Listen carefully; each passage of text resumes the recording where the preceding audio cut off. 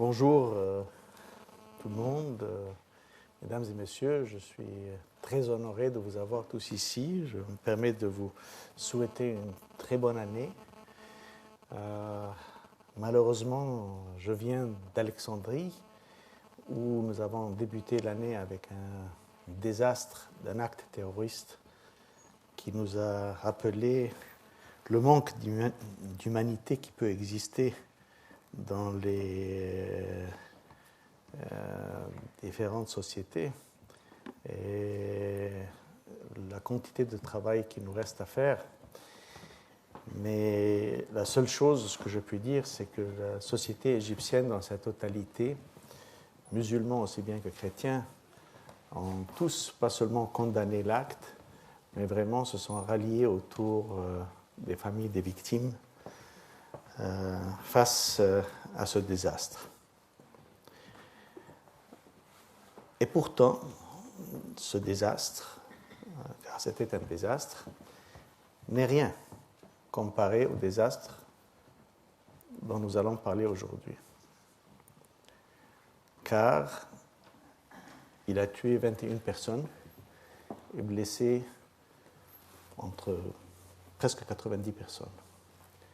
Nous parlons de quelque chose qui tue des centaines de milliers par semaine et qui touche plus d'1 milliard d'individus sur la planète, qui sont dans une condition de misère au-deçà de toute conception de la dignité humaine et pour qui même manger à sa faim demeure un problème.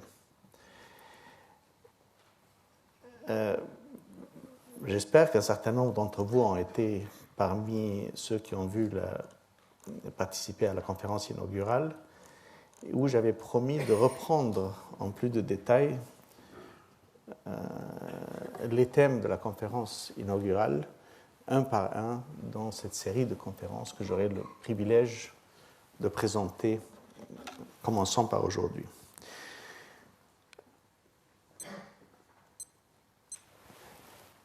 Aujourd'hui, nous commençons par comprendre la pauvreté. Comment comprendre la pauvreté? Et j'utilise le mot pauvreté malgré que souvent, ce n'est pas suffisant, parce qu'on parle de la pauvreté absolue, on parle de la misère. Mais enfin, on va en parler, parce que, en fait, comme on l'a dit lors de la conférence inaugurale, la faim, c'est la manifestation de la pauvreté extrême.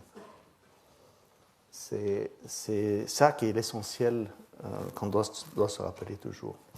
Alors, j'ai organisé cette réunion aujourd'hui autour de 6 thèmes. La pauvreté et la faim, comment comprendre la pauvreté, comment mesurer la faim, comment mesurer la pauvreté, et puis pourquoi il faudra ajouter des dimensions sociales importantes au-delà des mesures statistiques et économiques auxquelles on s'attache souvent pour pouvoir développer des politiques, des programmes et des actions qui, nous espérons, nous amèneront à pouvoir abolir la faim. Alors, juste un rappel de quelques points couverts dans la conférence inaugurale, je vais aller passer assez vite là-dessus. Plus d'1 milliard de personnes, aujourd'hui, souffrent de malnutrition chronique. C'est une terminologie assez sophistiquée pour dire qu'ils ont faim. Voilà. La nutrition chronique, c'est des gens qui ne mangent pas à leur faim chaque jour. Et en grande partie, ce chiffre se trouve en Asie, mais c'est l'Afrique subsaharienne qui nous trouble le plus, parce que c'est là où on s'attend à une croissance, malgré qu'il y aura un déclin du point de vue des chiffres en Asie. Quand on regarde en 2010 la distribution où se trouvent les gens qui ont faim, c'est à peu près les pays pauvres. Et plus on est pauvre, plus on a de gens qui ont faim, pourcentage de gens qui ont faim. Et l'Afrique subsaharienne demeure la région la plus vulnérable parce que, pas seulement c'est la région où il y avait beaucoup de personnes qui ont faim, mais c'est là où la croissance démographique continue à être la plus accélérée. Et ce qui est vraiment malheureux, c'est que quand on regarde qu'à partir il y a à peu près 40 ans, en 1970. Jusqu'à présent, on n'a pas beaucoup changé, on a même augmenté un peu le nombre de gens qui ont faim. Certes, en pourcentage total de la population de la planète, ça a baissé, mais en nombre absolu, ça n'a pas baissé. Et malgré que tous les chefs d'État du monde se sont réunis dans l'an 2000 et ont décidé qu'ils allaient réduire de moitié le nombre de personnes qui ont faim de 850 millions à 425 millions entre 2000 et 2015. Et nous avons passé à 1 milliard en 2009. On est revenu à 925 millions maintenant en 7 ans. Et puis, mais comme vous voyez, ce n'est pas une courbe impressionnante. Quel est l'indice de la faim qui est utilisé aujourd'hui par les grands organismes mondiaux? Ça cherche les sous-alimentés comme pourcentage de la population. Ça voit l'insuffisance pondérable comme un pourcentage chez les enfants de moins de 5 ans et le taux de mortalité chez les enfants de moins de 5 ans. En fait, c'est la mère et l'enfant qui sont le plus touchés par cette question de la faim. En général, voilà la distribution des indices où on dit faim sérieuse, faim préoccupante, faim extrêmement préoccupante. Et comme on s'attendrait, les pays les plus pauvres, ce sont eux qui ont le plus grand indice de faim dans les pays du monde. Et plus le PNB par habitant augmente, moins on a de problèmes de faim. Donc, ce n'est pas très sorcier tout ça, mais ça, c'est l'indice de la faim. Et comme vous voyez, en Afrique subsaharienne, il est particulièrement marqué, aussi bien qu'en Inde. Ceci n'a pas encore chiffré les problèmes de la guerre. Souvent, la situation instable politiquement et militairement se traduit par une situation où des réfugiés, des gens les plus faibles, les plus vulnérables, n'ont plus accès à la nourriture et il y a des problèmes de famine, chroniques ou partiels. Nous l'avons vu au Darfour, nous l'avons vu dans d'autres, en Somalie, on l'a vu ailleurs. Et ce qui est encore plus malheureux, c'est que l'Afrique subsaharienne, qui est la région la plus frappée, la plus pauvre, est aussi la région où, aujourd'hui, il y a les plus grandes guerres du monde. Si les gens ne parlent pas autant du Congo qu'ils ne parlent de l'Afghanistan ou de l'Irak, n'empêche que le Congo est la plus grande guerre depuis la Deuxième Guerre mondiale, parce qu'il y a plus de 5 millions de personnes qui sont mortes au Congo. Donc le continent africain continue pas seulement à être le continent où le problème de la faim se marque, mais aussi où le problème du développement généralement se marque. Napoléon Bonaparte, qui à Sainte-Hélène pensait un peu sur sa carrière, a fait une déclaration importante en disant qu'il n'y a que deux puissances au monde, le sabre et l'esprit. Et à la longue, le sabre est toujours vaincu par l'esprit. Et c'est pour ça que quand les gens me disent vraiment, professeur, est-ce que vous pouvez être optimiste qu'un jour on pourra faire ça? Je dis oui. Contre toutes les puissances, la force des idées toujours est marquante. Et nous l'avons vu dans maintes situations. Et on le verra aussi pour ceux qui manquent de ce moindre appui à la dignité humaine qui est de pouvoir manger à leur faim chaque jour. Alors, les causes de la faim, nous savons que c'est l'extrême pauvreté.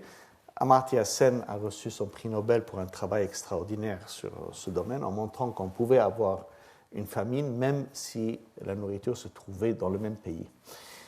Norman Borlaug, qui est le père de la Révolution verte, aussi un prix Nobel de la paix, a fait un constat extrêmement important qu'on oublie souvent quand on dit que ce n'est pas une question de production, c'est une question d'accès.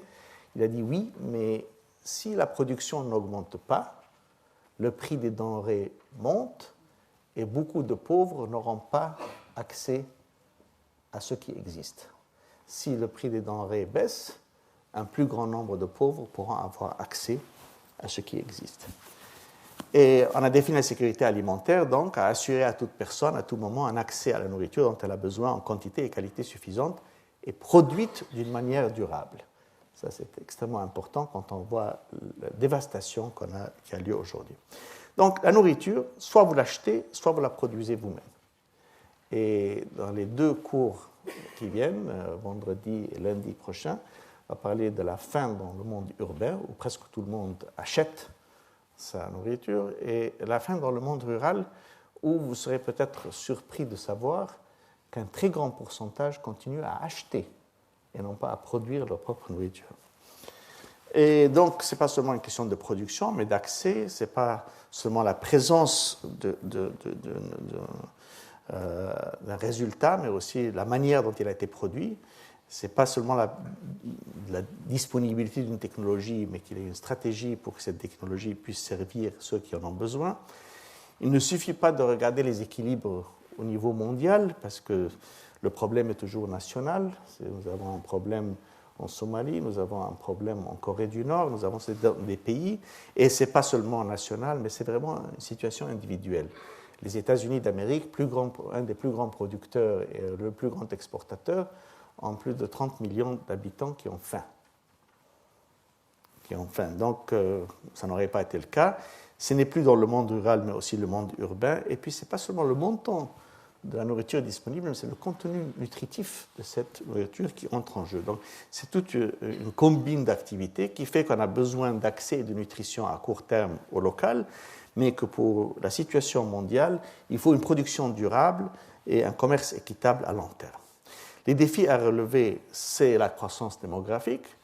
Nous attendons qu'il y ait à peu près 9 milliards d'individus d'ici 2050. Et puis 2050, c'est 40 ans, hein, c'est pas très loin. 2050, on s'attend à avoir 9 milliards d'individus. Toute l'augmentation aura lieu dans les pays pauvres et dans certains dans les pays les plus pauvres. Et là, vous pouvez voir très clairement, voilà les jeunes en Afrique qui représentaient 9% et qui représenteront 29% d'ici 2050. Donc, on a un siècle, une transformation de la participation africaine dans le problème, malgré que c'est là, évidemment, que nous avons ce que nous appelons les hotspots pour la faim.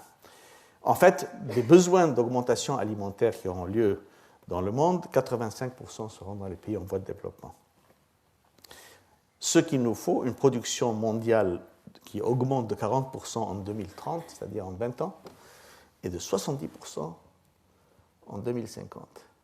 C'est un défi énorme du point de vue technologique et production. Et ça, on n'a pas encore dit comment ça va être distribué pour toucher les gens. Et ceci voudra donc une focalisation sur les petits agriculteurs. On traitera de ça lundi. Et pour relever les défis de la production, ou bien on va augmenter les surfaces cultivées, ou bien on va accroître le rendement. Il faut accroître le rendement. Et là, il faut se souvenir ce que nous disait toujours le sage Swaminathan, que nous vivons tous sur cette terre en tant qu'invités des plantes vertes et de ceux qui s'en occupent, qui sont donc les fermiers. Sans eux, il n'y aurait pas de ville, il n'y aurait pas de société, il n'y aurait pas, si ce n'est pas le surplus alimentaire produit par les planteurs et les fermiers, on n'aurait pas de civilisation dans notre monde.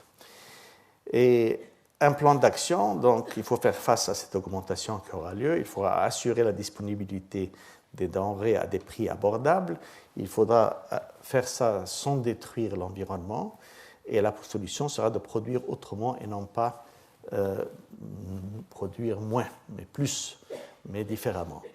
Et il faudra un commerce plus équitable, mais ça ne sera pas une solution qui peut être une production augmentée en Russie qui va résoudre le problème du Niger. Il y a une gamme de problèmes qui doivent être faits au Niger, pas seulement en Russie.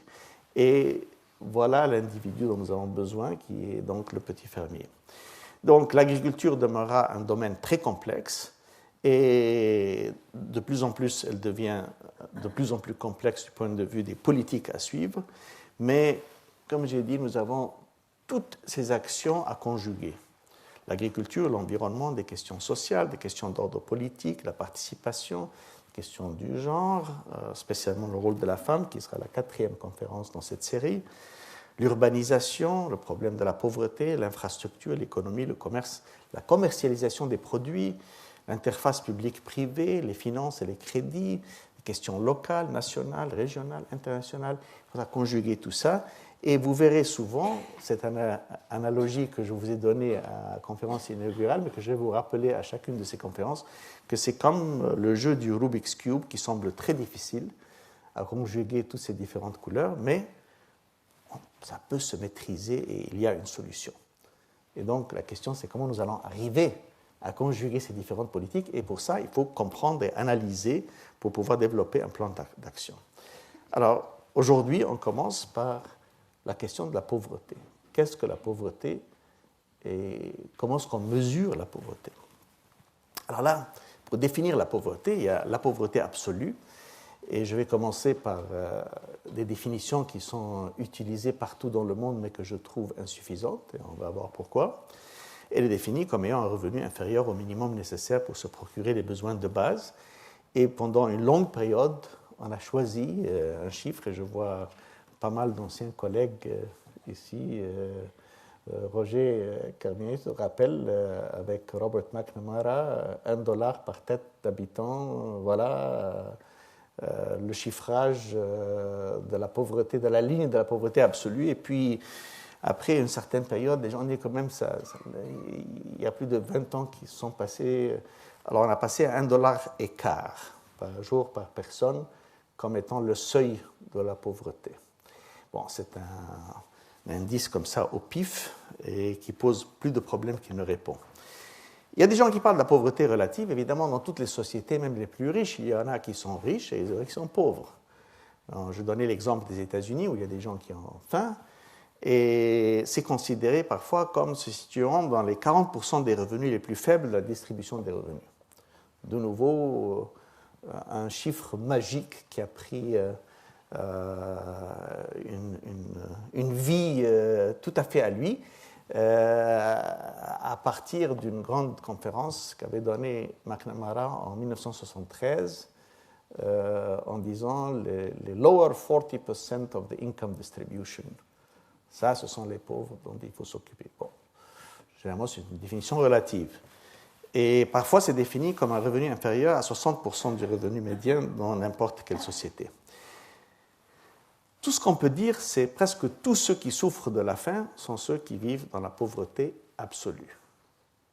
Donc ça, c'est le point de départ. Mais il y a au-delà de ça bien plus qu'un manque de revenus et de consommation. Il y a une marginalisation, il y a un sens d'impuissance, il y a un contexte social qui nous ramènera vers l'inégalité, il y a la conception de l'estime de soi, il y a une culture de la pauvreté qui mène à la marginalisation et une situation de fait qui fait que beaucoup des individus sont bloqués dans une sous-strate de la société où c'est extrêmement difficile de s'en sortir. Et voilà, par exemple, ces petits chiffonniers qui sont quasiment nés dans les ordures des grandes villes. Celle-ci, cette photo, elle est prise aux Philippines, mais enfin à Manila, mais ça pourrait être n'importe quelle ville, Calcutta, Le Caire, Rio, etc. Et là, vous voyez ceux qui cherchent dans les ordures des gens. Alors, pour comprendre la pauvreté, il y a ce côté social qu'on ne peut pas ignorer. Et il y a la conception que même dans les pays riches aujourd'hui, il y a une sous-strate qui se forme, en particulier dans les villes. Et ce n'est pas la marginalisation, la privation et l'exclusion telle qu'elle existe dans les pays les plus pauvres, mais elle existe quand même, y compris la perte de la dignité et l'exclusion sociale que nous connaissons tous dans tous les pays. Et dans certains cas, c'est la société elle-même qui fait ça. Par exemple, ça c'est la structure de la société indienne que nous connaissons. En Inde, avec les intouchables, les Dalits, qui sont donc les gens qui s'occupent de toutes les choses sales, dites sales, les brahmines qui sont les prêtres et les académiciens, etc., et les 4 grandes castes indiennes. La société parfois fait ce blocage, mais même dans les sociétés où nous pensons qu'il n'y a pas de blocage, il n'y a pas de caste, il n'y a pas de conception ethnique, il y a une réalité sociale et économique qui fait qu'il y a ce blocage, ce plafond, qui garde une couche sociale au-delà de ce seuil. Dans le monde rural et urbain, malgré qu'aujourd'hui 50% de la population sont dans le monde urbain, on est urbanisé, il demeure vrai qu'au moins 70% des plus pauvres se trouvent dans le monde rural. Donc pauvreté dans la ville, pauvreté dans le monde rural. Les problèmes des ultra-pauvres, c'est un problème particulier que Partha Dasgupta a traité parce qu'il a montré que les gens qui sont les ultra-pauvres ne peuvent pas être touchés par les politiques du marché. Ils ont besoin d'un programme d'action ciblé. Et il a une analyse très savante pour les économistes qui veulent étudier ça dans ce livre qui s'appelle An Inquiry into Well-being and Destitution. Ce cas d'extrême pauvreté qu'il appelle la destitution. C'est le professeur Sir Partha Dasgupta maintenant qui a fait ce travail remarquable il y a déjà une quinzaine d'années pour montrer que la conception à la Reagan-Thatcher ne marcherait pas. Il ne suffisait pas de simplement améliorer le marché. Bon, voilà. Ça, c'était un peu les questions de définir les grandes marges de la pauvreté, mais pour la mesurer. Revenons de nouveau sur cette question de la faim. Les enfants mal nourris souffrent souvent du retard de croissance, ce qu'on appelle le stunting, et de la perte de poids, ce qu'on appelle le wasting. Dans les deux cas, c'est extrêmement sérieux et c'est frappant. D'abord, les enfants qui souffrent du retard de croissance, ils ont une petite taille par rapport à leur âge, selon les normes de croissance de l'OMS, et un tiers, tenez-vous bien, un tiers de tous les enfants dans les pays à bas revenus souffrent du retard de croissance. C'est effarant. C'est effarant. Et ces enfants qui souffrent du retard de croissance ne parviennent pas à atteindre leur taille optimale, ce qui limite leur puissance physique, affecte leur santé de procréation. Ils souffrent d'une réduction du développement cognitif, courent de plus grands risques des infections. Et les maladies tuent un plus grand nombre d'entre eux que les autres.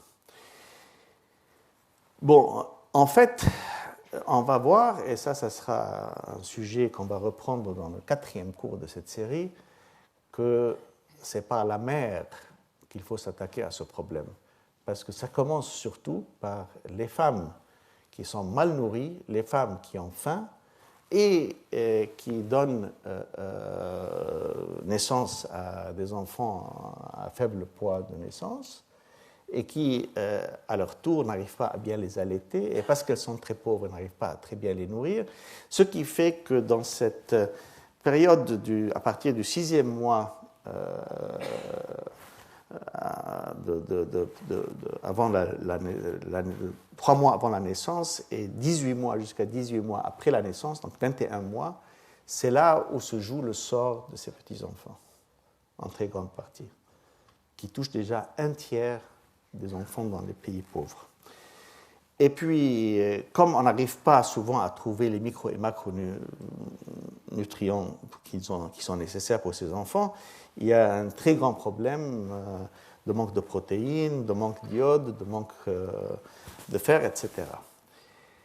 Alors, au-delà de ça, il y a la perte de poids, et ça, c'est un grand problème, et ça touche, ça c'est le wasting, et ça touche à peu près 10% des enfants dans les pays à faible revenu.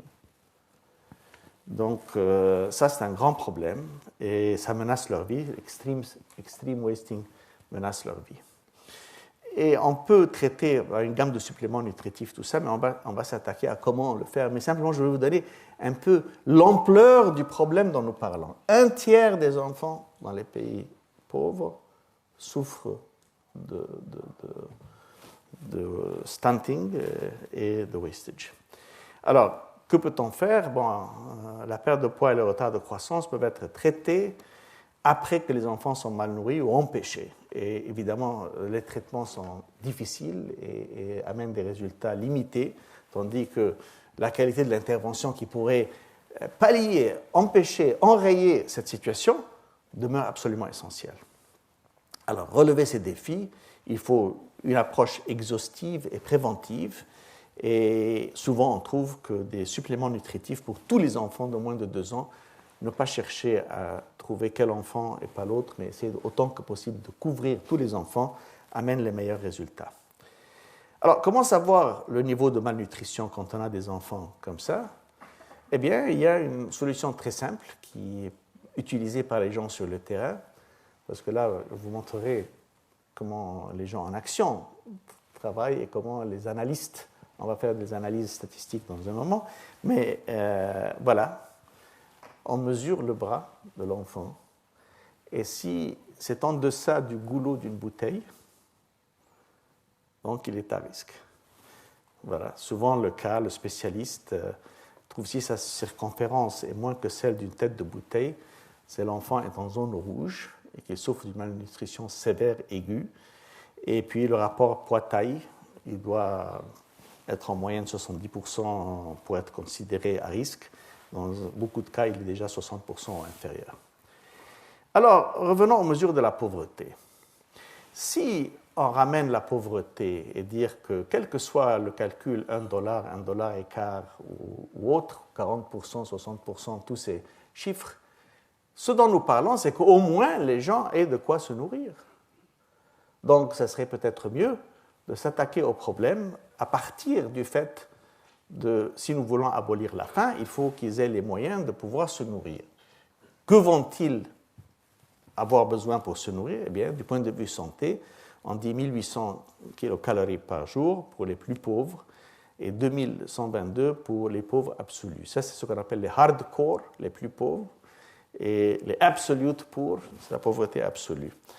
Et au-delà de ça, ça c'est pour consommation directe en énergie alimentaire, pour une ligne de pauvreté qui serait basée donc sur 2100 à 2200 calories par jour. Ce qui n'est pas le cas pour tout le monde, mais c'est déjà ce que les gens viseraient. Alors, ça se base à partir de quelque chose de très réel, donc, dont les gens ont besoin. Et là, on trouve que le coût des besoins de base, qui devrait être la ligne de pauvreté, puisque c'était ça la définition principale, égale la ligne de pauvreté plus certains besoins au-delà de la nourriture, c'est le minimum. Et donc, on a deux niveaux qui sont marqués. On commence par les kilocalories qu'on a besoin, et puis ces kilocalories sont traduites dans un minimum de nourriture que les gens doivent acheter, et puis au-delà de ça, ils ont besoin d'un minimum supplémentaire. Et on en fait deux lignes, la ligne des pauvres absolus et des plus pauvres, les hardcore, qui sont encore plus pauvres que les plus pauvres, qui sont parmi les plus pauvres. Et avec ces deux lignes, alors il y a quelque chose de très intéressant qu'on peut faire, c'est que ça change à travers le temps, ça change à travers la région, c'est rural et urbain, et ce n'est plus un chiffre absolu en dollars, tel qu'il était conçu d'abord, mais c'est un chiffre qui est basé sur ce dont les gens ont vraiment besoin. Alors, par exemple, une application, et ça change à travers le temps. En 1995, cette analyse avait été faite, c'était au Bangladesh, 419 takas dans les régions rurales, 707 takas dans la région urbaine, et même dans les différentes régions, les plus pauvres et les plus riches, une variation entre 563 et 950, qui serait donc la ligne moindre et la ligne plus haute. Et ces lignes de pauvreté ont beaucoup plus de sens que de simplement choisir un chiffre comme $1 ou $1 et quart par personne. Elles sont propres à un pays spécifique, une région ou un temps particulier, et elles peuvent être définies comme étant susceptibles à la fluctuation des prix des denrées alimentaires.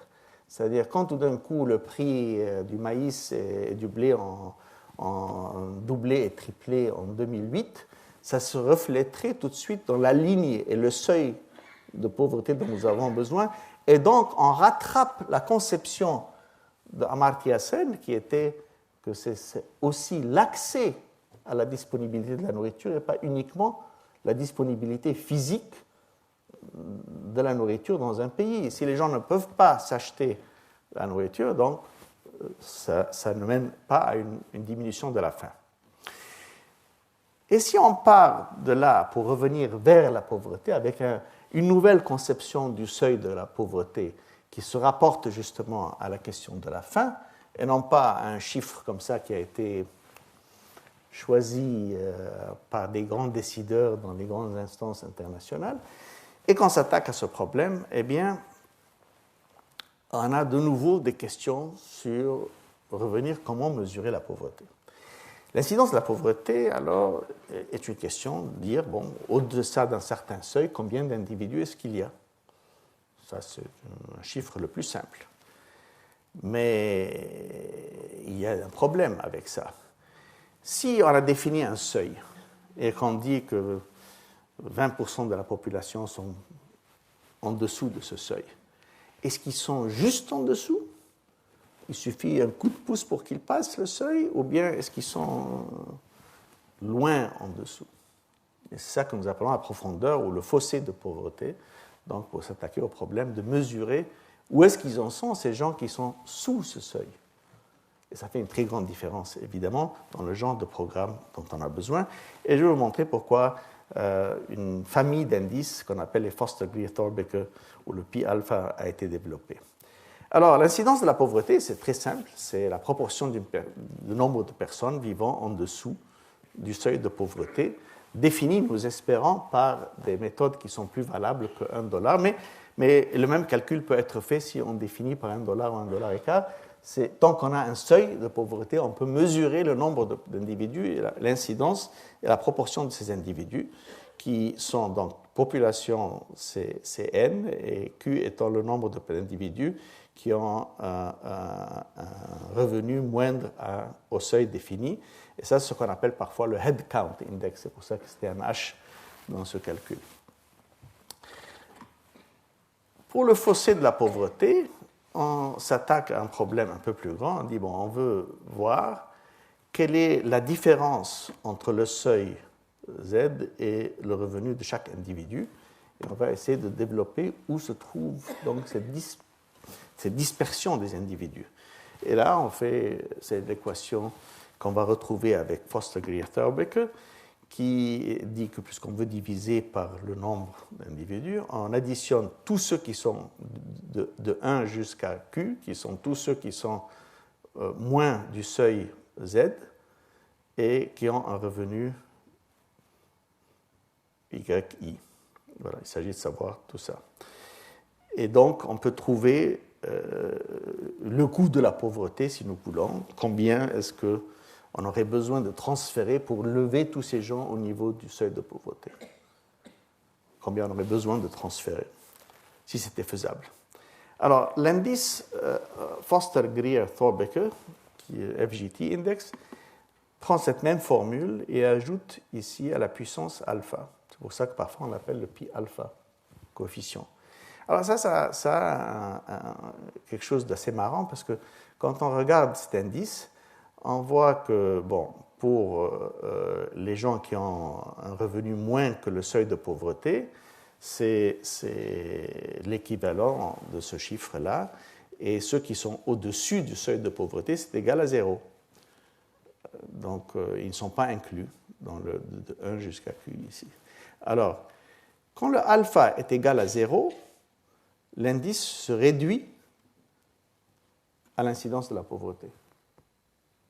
Si je mets alpha égal à 0, l'indice est égal à l'incidence de la pauvreté. Ça, on retrouve la même formule, parce que tout ça à une puissance 0 est égal à 1, et donc puisque j'additionne de 1 jusqu'à Q, c'est égal à Q over N, qui est l'équivalent de H, là où on était au début.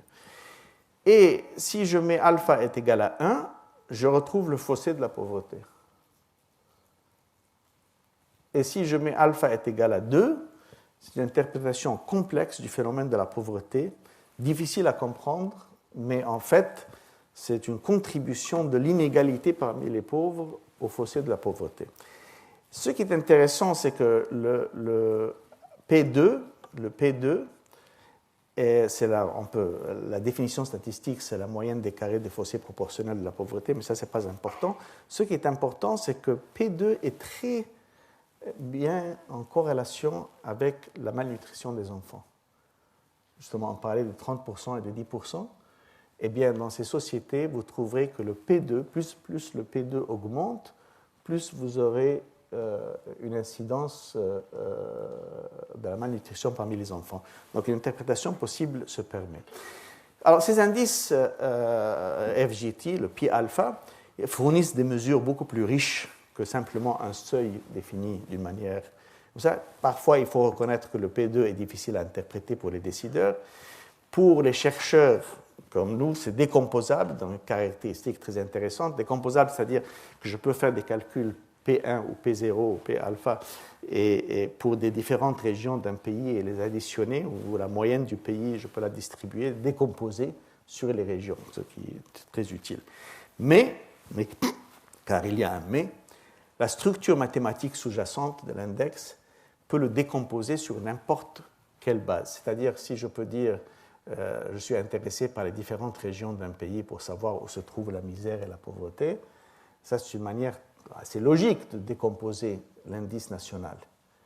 Mais la mathématique sous-jacente dirait que si je définissais, je veux le diviser, le décomposer par les gens dont le nom commence par A et les gens dont le nom commence par B ou C, les mathématiques tiennent. Et la seule explication, c'est qu'il n'y a pas une soudure sociale, c'est à la fin une agglomération d'une mesure individuelle. Or, la pauvreté a une dimension sociale. Et c'est pour ça qu'à lui seul, il n'est pas suffisant. En fin de compte, c'est une mesure individuelle qui annule les aspects des contextes relationnels et sociaux de la pauvreté. Et donc, il faut employer l'indice avec d'autres indices, surtout qui touchent la question de l'inégalité sociale. Et là, on se tourne, il y a toute une famille d'indices, il y a le Sen-Shorrock Index, il y a beaucoup d'autres indices, mais le plus simple, le plus connu, là où les gens se sentent écrasés, la manière la plus facile de voir ça, c'est ce que nous appelons les coefficients de Gini. Gini coefficients, c'est un coefficient qui mesure l'inégalité dans une société. À 0, c'est l'égalité parfaite. À 1, c'est l'inégalité totale, c'est-à-dire un individu a tous les atouts de la société, tout le revenu de la société. Et ça, c'est les États-Unis. Et on peut voir que l'inégalité est en train d'augmenter au fil des années. Donc, ce n'est pas uniquement un phénomène de passage, mais c'est un phénomène structurel aux États-Unis où on voit l'inégalité en train d'augmenter. Et malheureusement, d'après le PNUD, à peu près 96% des pays du monde, donc il n'y a que 4% des pays du monde qui ont su pallier à cette situation, il y a une augmentation de l'inégalité dans toutes ces sociétés, dans toutes les sociétés du monde. Mais ce qui est frappant, c'est que, bon, meilleure égalité Japon-Suède, ce n'est pas très surprenant tout ça. Les pays européens, vers 33%. Les États-Unis à 46%. Le Mexique, 55%. L'Afrique du Sud, 58%. Namibie, 70%, etc. Ce qui est frappant, c'est que les États-Unis, qui se trouvent entre le Canada et le Mexique, en fait, sont plus proches du Mexique que du Canada. Ce qui souligne donc l'importance des politiques sociales et non pas uniquement du revenu. On reviendra toujours sur ça parce que ce n'est pas seulement la question de revenu, c'est les politiques sociales qui jouent un rôle. Alors, pour mieux comprendre ça, c'est le Lorenz Curve qui est l'équivalent du Gini coefficient. Cette ligne, ici, on a le pourcentage des revenus et là, le pourcentage des familles. Et la ligne à 45 degrés représente l'égalité parfaite, mais la société suit une courbe quelconque qu'on appelle le Lorenz Curve. Et en fait, cette courbe, c'est l'équivalent du Gini coefficient. Le A divisé par A plus B, c'est le Gini coefficient. Et plus elle s'éloigne de la ligne de 45 degrés, plus le Gini coefficient augmente, plus l'injustice et l'inégalité sociale augmentent. Donc, l'utilisation réfléchie de multiples indicateurs d'analyse conduira à une politique plus dense, plus nuancée, à la conception d'un programme, d'une mesure, une gamme de programmes dont on a besoin. Il ne suffit pas de s'attaquer au problème d'une seule manière, il faut vraiment voir tout l'éventail des possibilités. On a besoin de mesurer les uns et les autres, de pouvoir le suivre. Alors, il y a des outils d'évaluation de la pauvreté multidimensionnelle qui ont été faits par exemple par le FIDA, comme le MPAT, qui est un indice très compliqué, mais que je ne vais pas entrer en détail à expliquer, mais c'est la seule chose que je veux dire, c'est que c'est très bien d'essayer d'amener tout ça depuis l'éducation jusqu'à la condition de l'habitat, etc., etc., mais ce n'est pas aussi facile de ressortir à partir du MPAT pour trouver quels sont les programmes qu'il faut développer et les actions à développer dans chacun de ces domaines pour pouvoir conjuguer enfin les différentes approches qui font partie de ce Rubik's Cube que nous voulons développer. Le MPAT aussi ne prend pas suffisamment en compte la situation sécuritaire d'un pays. où donc la vulnérabilité de la population joue un rôle important.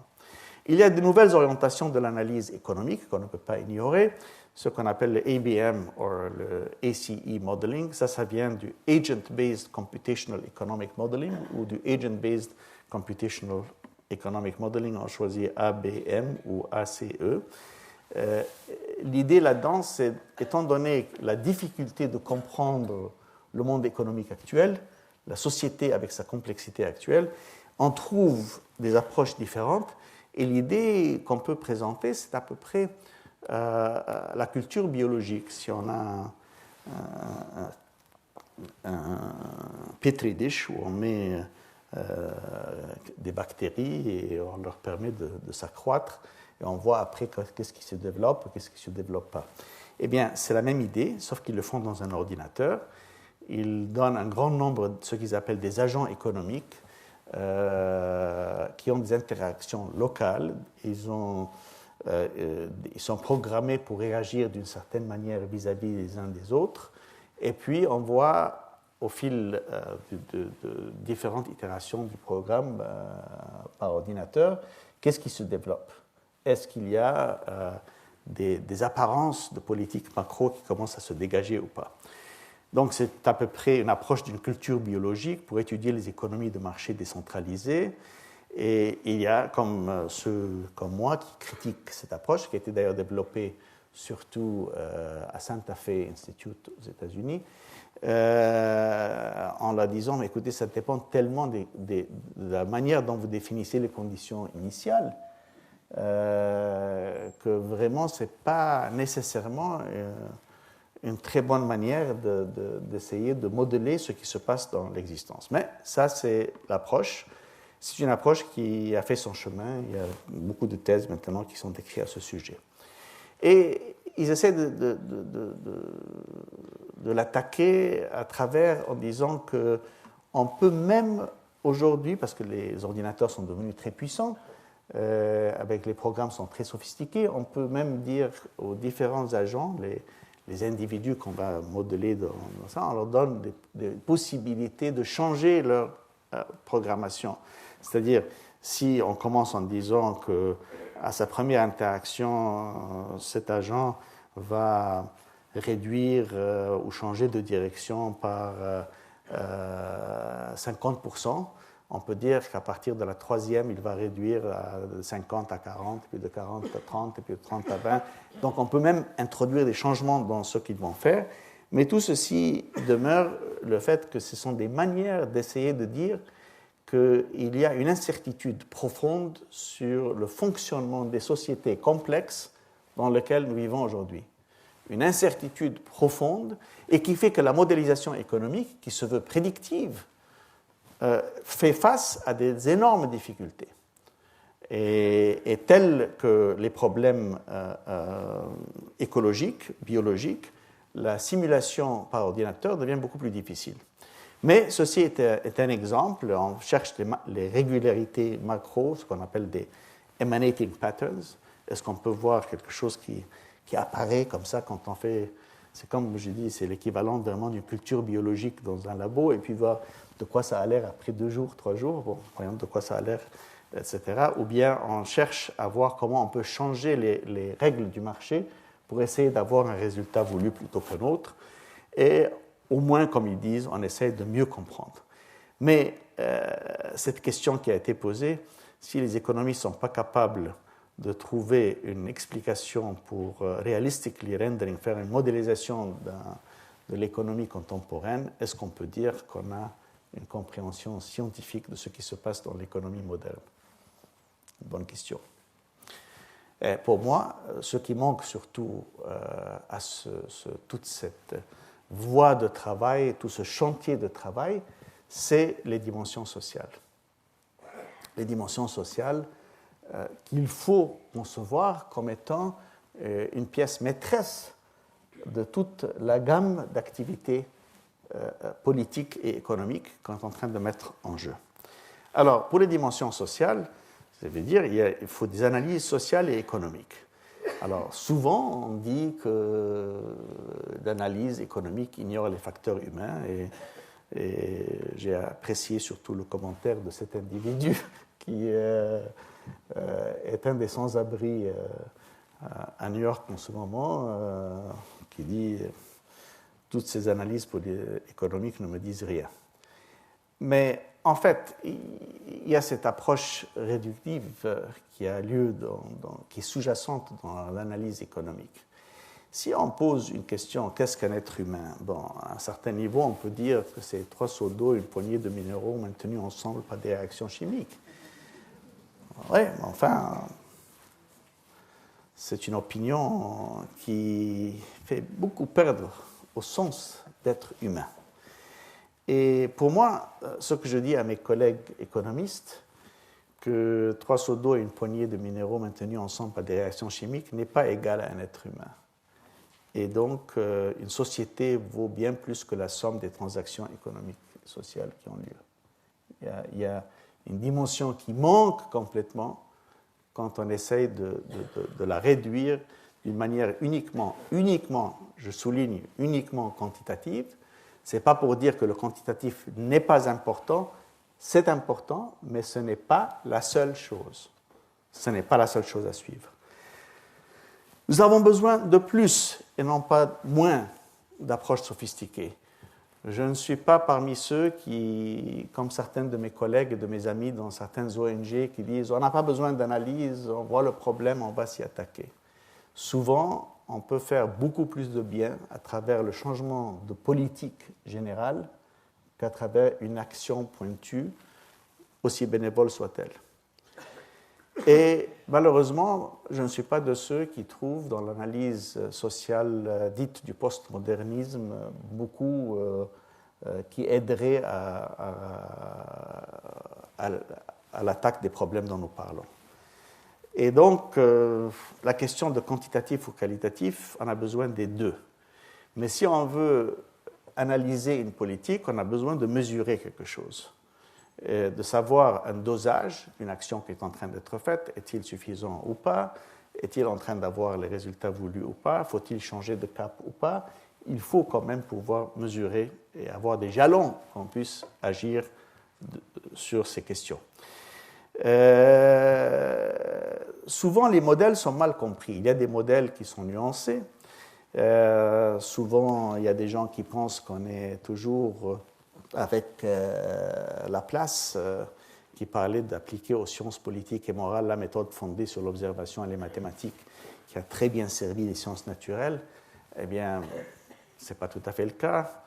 Quetelet disait « Plus les sciences ont fait de progrès, plus elles sont tendues à rentrer dans le domaine des mathématiques, qui est une des espèces de centres vers lesquels elles viennent converger. On pourrait même juger du degré de perfection auquel une science est parvenue par la facilité plus ou moins grande avec laquelle elle se laisse aborder par le calcul. » Ça, ce sont des conceptions quand même qui datent du XIXe siècle. À propos, Quetelet, c'est celui qui nous a donné la conception de l'homme moyen. Une famille moyenne, 2,4 enfants, etc.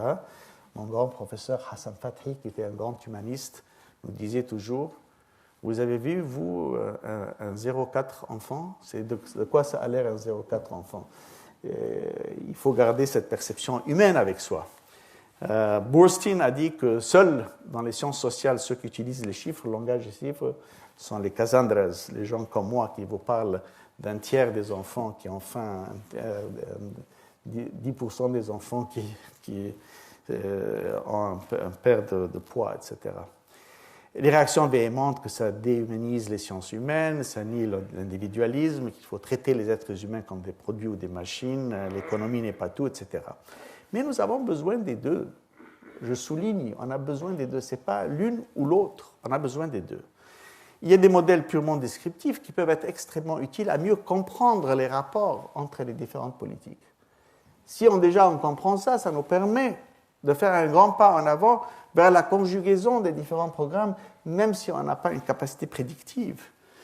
Mais si on fait des modèles prédictifs, et souvent les décideurs demandent des modèles prédictifs, si je mets tant d'argent dans ce programme, quel sera le résultat?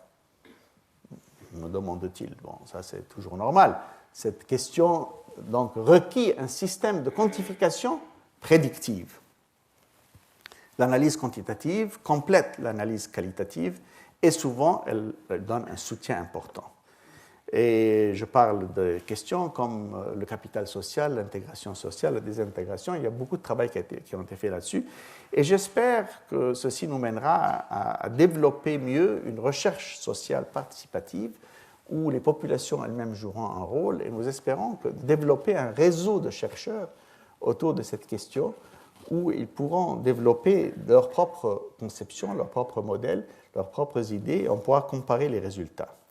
Alors, il y a des questions méthodologiques, je vais simplement passer très vite là-dessus pour dire que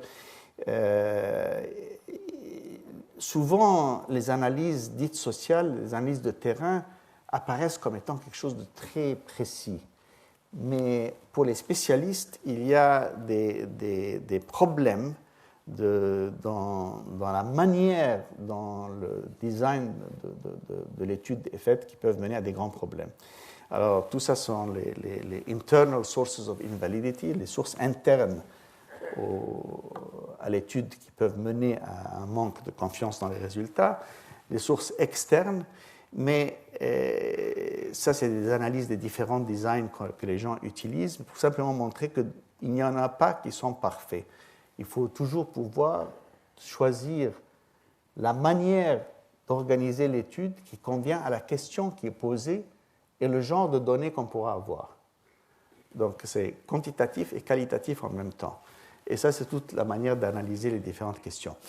Mais je vais vous donner un exemple plus frappant, plus facile à apprendre, qui est l'importance du contexte. C'est-à-dire, quand je regarde, j'ai des possibilités d'une observation avant, une observation après et une action qui a eu lieu. Et puis, j'ai toutes ces lignes qui montrent dans tous ces cas, chacune de ces actions a mené à une augmentation importante, en fait presque tous la même chose. Mais si j'ai le contexte, et que le contexte inclut une étude à travers le temps, je peux trouver qu'elles ont l'air comme ça. Elles ne se ressemblent pas du tout. Ici, elles se ressemblent toutes.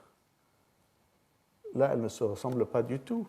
En fait, l'intervention qui ici paraîtrait avoir eu un résultat très important dans tous ces cas, n'a eu aucun effet. Elle était déjà sur la même ligne. En fait, elle a même réduit la croissance. Là, c'était juste un déclic, mais ça n'a pas changé. Là, c'est monté, puis c'est revenu, etc. Donc, c'est très difficile de juger simplement par le résultat d'une expérience, même si ça a l'air extrêmement sophistiqué, extrêmement scientifique. Et c'est pour ça que souvent, dans les recherches scientifiques, dans les sciences naturelles, on a eu des études qui les médias ont pris et ont annoncé, et puis qui ensuite sont avérées ne pas être très précises. Par exemple, à partir de 2000, quand on a fini le génome humain, il y a eu toute une série d'études qui ont commencé à dire tel ou tel gène se rapporte à telle ou telle maladie, si vous avez tel gène, vous aurez telle maladie. Bon, jusqu'à 2003. À partir de 2004, il y a eu toute une série d'études qui ont fait des méta-études, qui ont fait des analyses donc, de groupements de différentes études, qui ont réanalysé, comme je suis en train de vous le montrer ici, les analyses statistiques sous-jacentes, et qui ont trouvé qu'en fait, ce n'était pas le cas. Et bon, la science avance comme ça.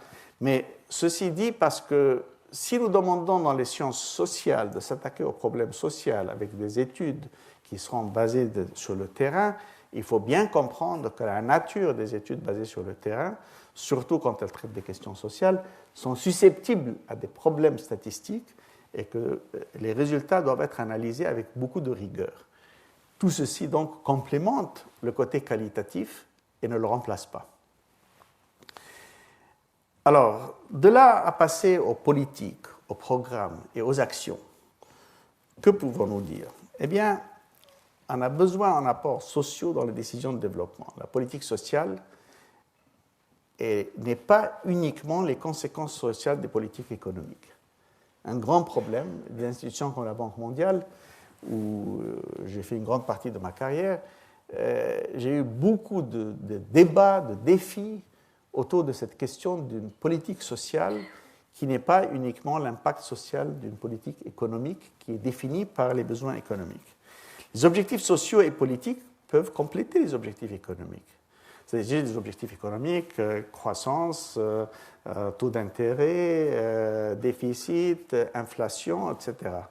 Mais j'ai aussi des objectifs sociaux qui ne sont pas uniquement les conséquences sociales des politiques économiques. Comme quoi? Eh bien, par exemple, maintenir la cohésion sociale. Dans beaucoup de sociétés que nous connaissons tous, il y a des problèmes terribles à l'intérieur de ces sociétés. C'est une politique normale, un objectif normal que de vouloir maintenir une cohésion sociale à l'intérieur du pays pour que justement on n'en arrive pas à un éclatement de ce pays tel qu'on le voit en Somalie, qui se dessine au Darfour, qui se dessine dans pas mal de pays où les lignes de clivage sont extrêmement importantes et où les sociétés peuvent mener que certaines de ces populations seront donc assujetties à beaucoup plus de pression et seraient susceptibles elles-mêmes, donc, de nouveau, pour revenir à la question de la pauvreté et de la faim. Favoriser l'égalité. Ce n'est pas clair que favoriser l'égalité est un objectif économique. Pourquoi est-ce que ce serait un objectif économique? C'est un objectif social, culturel. Atteindre les ultra-pauvres, comme disait M. Dasgupta, eh bien, ce n'est pas un objectif économique. Économiquement, on peut dire que ça coûte trop d'atteindre les ultra-pauvres, on peut les laisser pour compte. Bon, ça, c'est une conception que certains d'entre nous, sur le niveau social, culturel et politique, rejetteraient comme étant inadmissible. Bon, c'est bien, mais ce n'est pas à base d'une analyse économique, ce n'est pas l'optimisation économique qui amènerait ça.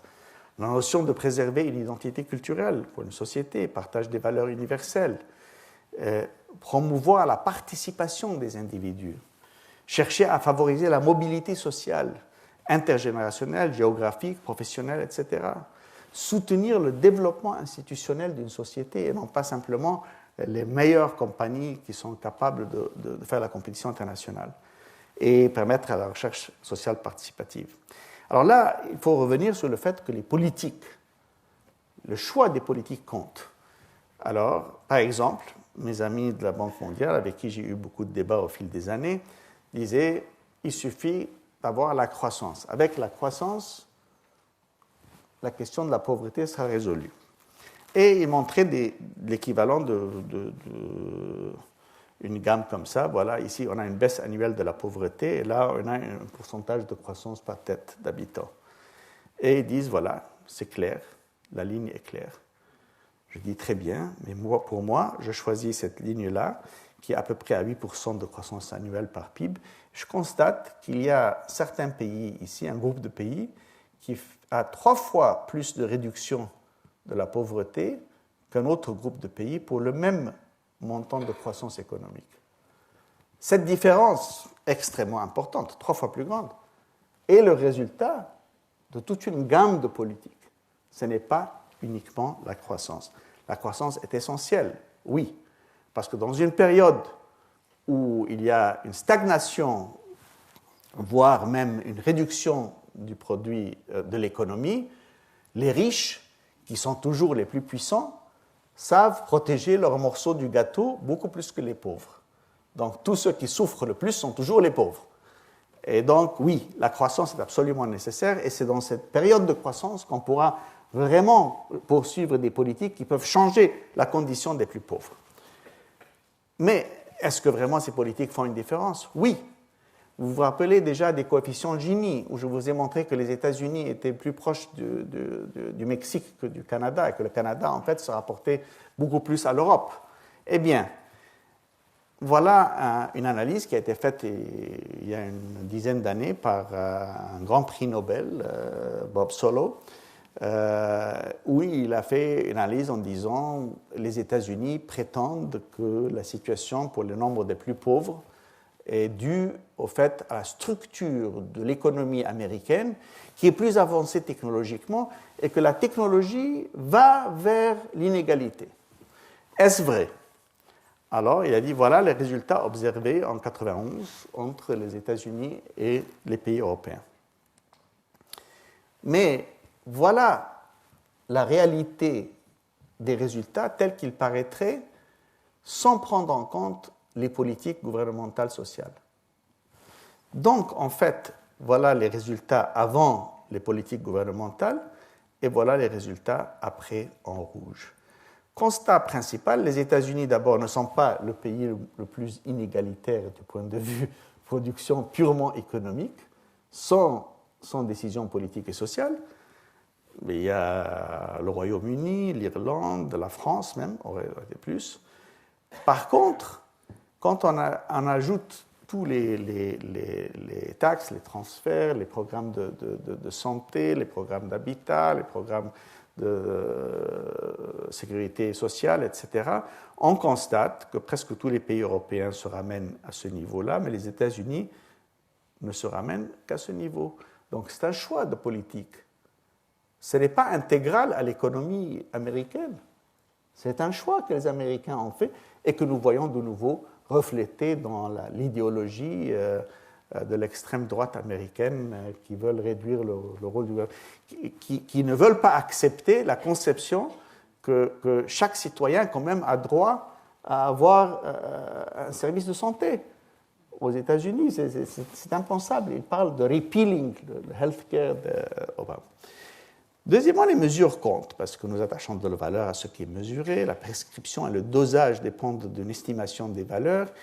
Et la détermination des tendances est importante, presque aussi importante que les valeurs elles-mêmes. Si j'ai une vue de ce qui se passe dans la société aujourd'hui, comme je vous l'ai montré quand j'ai le reste de la courbe, c'est plus important de savoir est-ce que ça augmente, est-ce que ça baisse, est-ce que c'est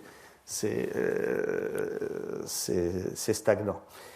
Et ça nous permet de suivre le progrès au fil du temps. Donc, tout ça fait qu'on a besoin de cette quantification, de l'analyse auquel il faut s'attaquer. Comme, par exemple, pour dire que si nous avions 850 millions de gens qui avaient faim en 2000 et que nous voulions réduire ça à la moitié en 2015, il fallait pouvoir suivre des jalons pour voir si vraiment on est en train de réduire chaque année le montant. Mais comme vous l'avez vu, on n'est pas en train de réduire du tout le montant. Depuis 1970, le nombre des plus pauvres est presque le même. Donc, le développement durable que nous cherchons, tout ça, est-ce que ça va aggraver la situation? Est-ce que ça va nous rendre incapables de traiter avec le problème de la faim? Est-ce que la production dont on a besoin sera telle qu'on va détruire notre environnement parce que nous aurons 9 milliards d'habitants? Eh bien là, je vais vous montrer une question importante, puisqu'on a parlé de malnutrition et de santé, mais parlons du revenu et de la santé. Bon, là, un calcul très simple, une gamme de calculs. En fait, les plus riches vivent plus longtemps, ça c'est normal. Mais ce qui n'est pas attendu, c'est le suivant. Ça, c'est une série de courbes qui montrent que ce n'est pas une ligne. Le rapport n'est pas une ligne. Plus on a de revenus par habitant, plus on a une espérance de vie. Oui, mais c'est une courbe. Et les courbes, on peut faire toute une famille de courbes comme ça. Comme vous voyez, ça part de 1950, 61, etc. Et ce qui est frappant, c'est que malgré qu'on a ici 20 000 $ par habitant, on peut, avec 1 000 $ par habitant, avoir à peu près 80% du bien-être qu'une personne 20 fois plus riche a.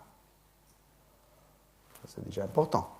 Deuxièmement, un constat très important, c'est qu'au fil des années, pour les mêmes 1 000 $, on a une augmentation marquée de l'espérance de vie. Une augmentation tellement importante que si elle n'avait pas eu lieu à cause... Pourquoi est-ce qu'elle a eu lieu? Elle a eu lieu à cause de la vaccination, de la réduction de la mortalité infantile, d'une amélioration de la santé maternelle, etc.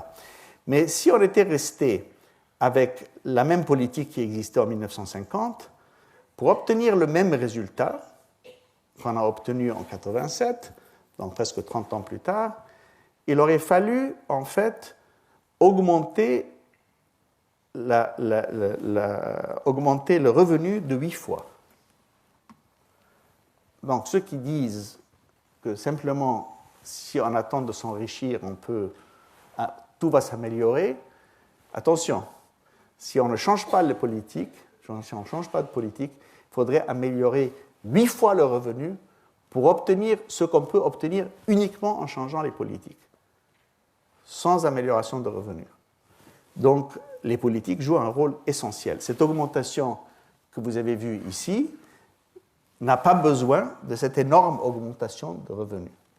Elle est sujette à une meilleure conception de politique nationale, une meilleure conception de comment s'attaquer, comment cibler pour les plus pauvres, comment cibler les populations vulnérables. Et donc, les politiques comptent. Le choix de politique compte. Et je dis souvent à mes collègues dans les ONG, certes, l'action humanitaire est importante, certes, l'action sur le terrain est importante, mais le genre de politique poursuivie par les gouvernements est extrêmement important aussi. Mais alors, pourquoi est-ce qu'on a tellement de difficultés à faire accepter ces nouvelles politiques? Eh bien, c'est qu'il y a deux choses qui rentrent en jeu. La première, c'est qu'il y a une différence d'approche. Comment changer la société? Ce que j'ai appelé dans ma conférence inaugurale les 3 visions de la société. Mère Teresa qui trouve que c'est la solidarité qu'il faut renforcer, l'altruisme et la solidarité. La Banque mondiale qui conçoit que c'est un problème de transaction et donc d'imperfection des marchés et il faut faciliter l'entrée ou la sortie des gens dans les marchés, etc. Et il y a ceux qui, dans la grande tradition de Marx ou d'autres, disent c'est vraiment à la fin, c'est des relations de pouvoir. C'est-à-dire si au Brésil, les grands intérêts terriens sont tellement vastes, on ne pourra jamais faire une réforme agraire passée par le Parlement parce que c'est vraiment qui contrôle le pouvoir à la fin qui fait les décisions. En fait, c'est un autre genre de Rubik's Cube. La réalité, c'est que la société a besoin des 3 approches. Ce n'est pas l'une ou l'autre. Elle a besoin des 3. Et souvent, le débat est extrêmement difficile parce qu'on n'est pas clair sur les choix des critères du choix social. C'est-à-dire, les critères du choix social sont différents. Et pour ça, je vais poser une question, même un mot comme l'égalité. C'est la France, on parle d'égalité. Mais qu'est-ce qu'on veut dire par l'égalité? Et ce débat, on l'a eu aux États-Unis avec la notion de fairness, d'équité. Bon, est-ce que c'est l'égalité des résultats ou c'est l'égalité des opportunités? Ou bien c'est de dire nous devons agir pour réduire l'inégalité existante. Clairement, ces 3 définitions mèneraient à des actions très différentes. Une dirait, bon, moi j'ai offert à tout le monde le même choix, si M. Zuckerberg fait 50 milliards, tant mieux pour lui, si d'autres ne trouvent pas à manger, tant pis pour eux, on leur a donné tous la même occasion au point de départ. Il y a d'autres qui disent non, à la fin, comme par exemple de nouveau pour choisir les États-Unis, le problème a été pour la question des Noirs, jusqu'à ce que la Cour suprême a décidé en 1954 que la séparation était elle-même inégalitaire. Il n'y a pas de separate but equal en 1954. Et un jour, nous avons vu M. Obama arriver à être élu, ce qui n'était pas le cas quand j'étais étudiant aux États-Unis et quand on se battait pour les questions des droits de l'homme aux États-Unis. C'était un manque de résultats après 100 ans de soi-disant égalité sur le papier, mais le résultat demeurait le même. Mais il y a des gens qui disent, quelle que soit la question de l'égalité, il y a des inégalités dans la société, les sociétés ne sont jamais parfaites, mais nous pensons qu'il faut quand même réduire ces inégalités. Approche qui est souvent prise dans certains pays comme la Suède et d'autres. Et qu'est-ce que la justice sociale? Eh bien, je vais vous raconter une petite histoire de mon ami Amartya Sen, que j'aime beaucoup, La flûte et les 3 enfants. Alors voilà, vous sortez de cette conférence, au retour, vous rencontrez 3 enfants qui ont une flûte, et ils vous disent, aidez-nous à choisir qui devrait avoir cette flûte. Alors, le premier vous dit, écoutez, moi je suis extrêmement pauvre, je n'ai aucun jouet, les 2 autres sont extrêmement riches, ils ont beaucoup de jouets, et ça sera mon seul jouet. Pour eux, c'est un de plus. Et les autres enfants ne nient pas ça. Là, on penserait que, bon, prenez votre flûte. Alors, revoyons la même situation, mais un peu différente. La fille dit, je suis musicienne, je suis la seule qui joue à la flûte. Ces deux-là soufflent là-dessus comme si c'était un sifflet. Ils aiment m'écouter, moi j'aime jouer de la musique.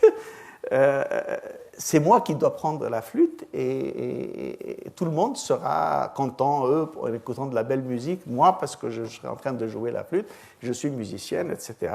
Et les deux autres enfants ne nient pas cette question. Ils disent, elle a raison, c'est vrai.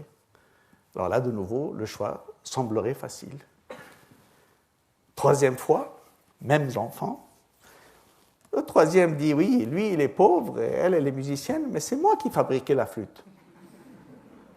C'est moi qui ai pris un morceau de bois, et je l'ai troué, j'ai fait les trous, et j'ai trouvé. Qu'est-ce que ça veut dire, la donner à l'un ou à l'autre, puisque c'est moi qui l'ai fabriqué. Alors, de nouveau, personne ne nie ça. Alors, qu'est-ce qu'on a là-dedans? Ça, c'est le fond du choix social. Ce sont les critères du choix social. Parce que là, il n'y a pas de solution correcte. Il n'y a pas une solution qui est correcte et une solution qui n'est pas correcte. Dans une situation, on choisit la question, on valorise le choix sur l'équité, on valorise le choix sur l'utilité et on valorise le choix sur le droit ou sur l'entitlement. Et tous les choix sociaux, de politique sociale qu'on fait à l'encontre des politiques économiques, sont en fait une valorisation de certains de ces critères à certaines périodes dans une certaine couche de la société. Et ça montre que pour le choix social, si on n'est pas clair sur pourquoi on valorise un choix particulier, le débat souvent, c'est comme des sourds-muets qui se parlent dans une gare, comme disait Aragon. Alors, pour définir les actions appropriées pour les sociétés, doivent se mettre d'accord sur les priorités entre les critères du choix social. Ce n'est pas suffisant de choisir les résultats voulus à la fin, il faut choisir aussi la méthodologie par laquelle on va arriver. Et souvent, les choix s'opposent entre des choix qui sont corrects et corrects. Il n'y a pas de choix qui soit nécessairement faux. Et pour l'habilitation des faibles, il faut reconnaître que dans toutes les sociétés, il y a des forces économiques, militaires, culturelles et politiques qui jouent un rôle principal en favorisant ou défavorisant le choix qui est en train d'être fait sur le niveau social et économique de ces sociétés. Et là, il y a une question principale qui est, dans toutes les sociétés, on a besoin de l'action de la société civile. Je reviendrai au 4e cours sur le rôle des femmes, mais la solidarité se joue en grande partie à travers le monde de la société civile.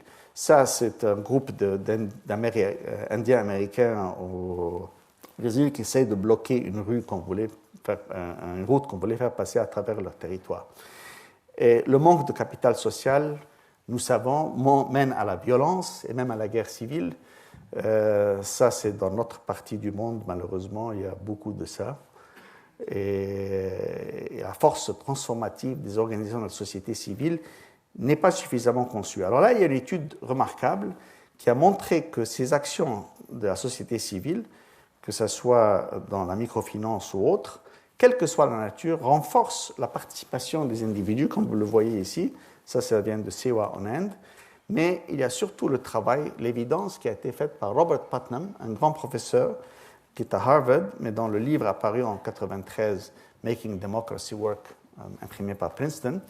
Et en fait, il avait constaté qu'en Italie, le nord de l'Italie était très développé et le sud de l'Italie était moins développé.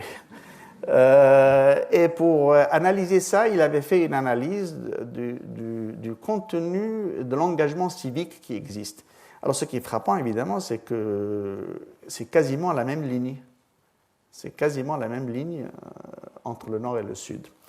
Alors, il a essayé d'analyser, est-ce que les gens ont cet engagement civique au nord parce qu'ils sont riches, ou bien est-ce qu'ils sont riches parce qu'ils ont cet engagement civique? Alors, étant donné que c'était l'Italie, il a pu retourner pour des statistiques de 1900, il faisait ces analyses dans les années 70, et ce qu'il engageait comme résultat était dans les années 90, puisqu'il a publié son livre en 1993. Alors, une hypothèse serait que c'est la situation socio-économique, donc ils sont riches ou pas, qui fait qu'ils ont une situation économique comme ça et qu'on constate cette densité d'organisations civiques. Et l'autre hypothèse serait que c'est parce qu'ils ont des organisations civiques que la situation socio-économique et ce que nous voyons dans les années 70 viennent par l'organisation civique. Il a testé toutes ces hypothèses et voilà le résultat vu par la grandeur de la corrélation qui a eu lieu. Un résultat frappant qui montre que l'organisation civique, en fait, engage les gens à avoir un gouvernement beaucoup plus valable, beaucoup moins corrompu qu'autrement. Et les réseaux de la société civile, comme nous le savons, se nourrissent de flux d'informations et elles nourrissent l'habilitation des pauvres. Donc, ce n'est pas uniquement l'action gouvernementale, malgré que ce dont j'ai parlé était surtout les questions des politiques qu'il fallait poursuivre au niveau gouvernemental, mais c'est l'action de tous les acteurs civils, que ce soit la société civile, que ce soit le gouvernement, que ce soit les acteurs économiques, les acteurs sociaux, culturels, etc., jouent un rôle. Et pour que les bonnes politiques de développement nécessitent des contributions de recherche sociale intéressantes, il faut faire attention à ce qu'on ne fasse pas de fausses déclarations trop vite. Et surtout le fait qu'avec la volatilité, l'instabilité que nous vivons aujourd'hui, il faut trouver des nouveaux outils d'analyse, et j'en parlerai dans la 6e conférence de cette série. Et toutes ces analyses qui sont dites complexes, on en a besoin aujourd'hui pour mieux former les politiques, en reconnaissant toujours qu'il doit y avoir toute une gamme de politiques. Alors, toutes les réactions, il faut les comprendre et pouvoir les conjuguer les unes et les autres, justement comme le fameux Rubik's Cube dont nous avons parlé.